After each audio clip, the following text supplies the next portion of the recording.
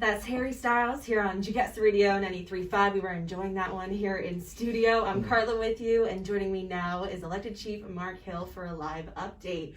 Welcome to the station. Thank you so much, Carla. It's good to see you. How's things? Good to see you too. They're good. How about you? Good. Yes, it's been a busy week, but again, just taking things day by day. So again, thank you for the opportunity. Sego, Scano, and good afternoon, Six Nations. I hope this message finds you and your family safe and healthy, both physically and mentally. I want to start this week's update by offering some gratitude. Please allow me to thank each and every member of Six Nations for your continued dedication to the health and safety of our entire community. The COVID-19 pandemic and our elected council have asked a lot of our community, and so many of you have made so many sacrifices. I have no doubt that the stories of your bravery and selflessness will be shared for generations to come. I want to thank the frontline workers and other heroes from the Australian Public Health and our health office who quickly went into action to track and contain the outbreak that was traced to the Thanksgiving long weekend. I hope their incredible dedication and strength inspires you as much as it inspires me. Since my last update a week ago, the number of active cases in Six Nations has decreased from 18 to just now 4 active cases. In more good news, the total number of positive cases that have been resolved has increased from 72 to 90. Congratulations to all of our community members who've overcame their COVID-19 infections. I want to thank them for making the responsible decision to stay home in quarantine to protect themselves and their friends and family. Each of us must remain vigilant and take every measure we can stay at home and away from the threat of catching the virus. I asked each of us to do more to stop the outbreak that was spreading throughout our community, and these numbers prove that you have once again answered the call. Six Nations' ability to track and contain outbreaks speaks volumes to our dedication, autonomy, and self-determination. Over the next 2 weeks, Six Nations public health professionals will continue to monitor and assess the situation in our community to decide the next steps on our path to recovery, including whether or not we move into another stage of our pandemic plan. Whether we move up or down in the stages, an increase or decrease in public health measures, that will depend on how well the community listens to our current measures and keeps our number of infected cases from growing. As a continued precaution for the health and safety of our elders and knowledge keepers, non-essential visitors to the Iroquois Lodge are still not permitted at this time. We understand that some of the public health measures may not make complete sense to everybody. We are learning together and following the most up-to-date advice from scientists and public health professionals. One public health measure that has been proven to be extremely effective in stopping the spread of COVID-19 is the wearing of face masks and other face coverings.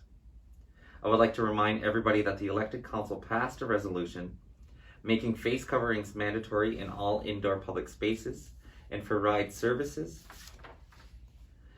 This rule is also in place for all elected council departments who are required to wear face coverings to enter buildings and when they are indoors in their office and unable to maintain physical distancing. Another resolution passed by council was the reduced unmonitored indoor and outdoor gathering sizes to household members only. We continue to strongly encourage members not to travel to the hotspot areas, including the Toronto GTA regions, the Peel region, as well as Ottawa and most recently Hamilton, unless absolutely necessary. Traveling should be limited to essential travel only at this time, and we continue to plead with any visitors coming to our territory to please respect our COVID-19 measures that are in place to again flatten the second wave curve. Contact tracing is still a very important tool and we use to contain and slow the spread of COVID-19 within our community. Consider keeping a journal or use a voice recording app on your phone to record your contact exposure over the past 14 days. We all must continue to follow the core health principles, which again are staying home when ill, even with mild symptoms, only leaving your household for essential purposes, maintain physical distance from others outside of your immediate household, as well only gatherings within your own household, clean hands regularly with soap and water or hand sanitizer, wearing of a face covering when in public places, and to clean and disinfect commonly touched surfaces within your home and at work constantly. For members wanting to book a COVID-19 test, please call the Six Nations Assessment Center toll-free at 1-855-977-7737 or locally at 226-446-9909. A reminder that the Emergency Control Group launched an online and paper form regarding community events that members can complete and submit to have their events reviewed by the team and healthcare professionals. Advice and suggestions on how to safely run events will be shared with each submission. Event planning forms can be found on both sixnations.ca as well as sixnationscovid19.ca websites. We also thank all of our businesses that have been adapting to provide safe services during COVID. A reminder to our business owners of the COVID-19 hotline for businesses that can be reached at 519-750-4908 for any additional support, as well as our health and safety guidelines documents that help lay out the measures that need to be in place per sector. And one more reminder that the emergency food support services are open Mondays, Tuesdays, and Fridays from 9 a.m. to 3 p.m. and can be reached at 519-717-3403.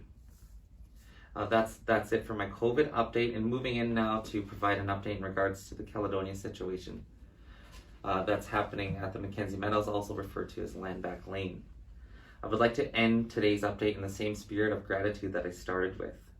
I would like to thank the members of the Haudenosaunee Confederacy Chiefs Council, as well as clan mothers, who allowed me to attend an informal meeting of the council where we engaged in an open and respectful dialogue around the ongoing dispute at Mackenzie Meadows, along with other issues that have been having a negative impact on our overall relationship. We acknowledge the tensions in our community and both expressed interest in taking actions to repair relations here at Six Nations. Also discussed were common interests around finding a peaceful resolution that avoids any more violence or destruction of property at all costs. We hope in the days ahead that we can work in unity to focus on the common goal of addressing our Six Nations land claims. It's time for the federal and provincial governments to right their wrongs. And again, just a reminder that today is Random Act of Kindness Day. So I just want to give a shout out to the team that was out this morning handing out TIM cards to our members as a random act of kindness on behalf of the elected council. But also just want to remind people that we should also be continuing these random acts of kindness throughout all the days. As we approach the National Aboriginal Veterans Day on November 8th, as well as Remembrance Day on November 11th, I also want to thank all of our veterans, past and present, for their service to our nations. Their sacrifices should inspire us all as we set our sights on the coming winter months of this pandemic. And last, but of course not least, I want to extend my gratitude and appreciation to our local radio stations for allowing me on their shows to provide the community with these updates. Six Nations is very fortunate to have 2 local radio stations that serve its members. Again, until next Friday, together as one, let's continue to stay safe, stay healthy, and to take care of each other. Nyawa, and thank you, and I'll see you next week. Yeah, see you next week. Enjoy the spring weather that Yes, we're having. gorgeous out there. And have a good weekend. Thank you again for making this update today. Thank you so much.